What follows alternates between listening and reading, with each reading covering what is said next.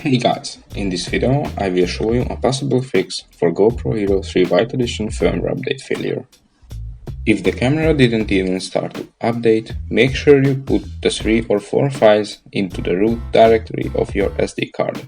If you head over to gopro.com/update, select your camera, download the firmware and try updating your camera with it, it might give you an error after about 2 or 3 seconds of updating that the update failed.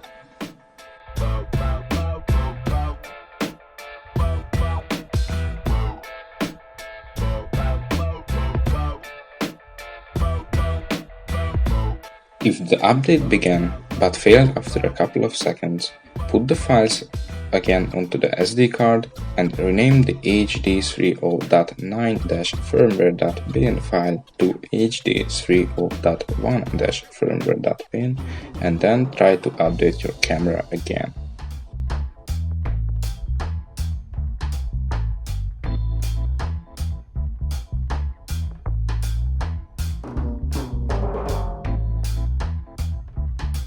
This worked for me and hopefully that's your problem too. If this video was helpful and solved your problem, please give it a like and don't forget to leave a comment. Bye!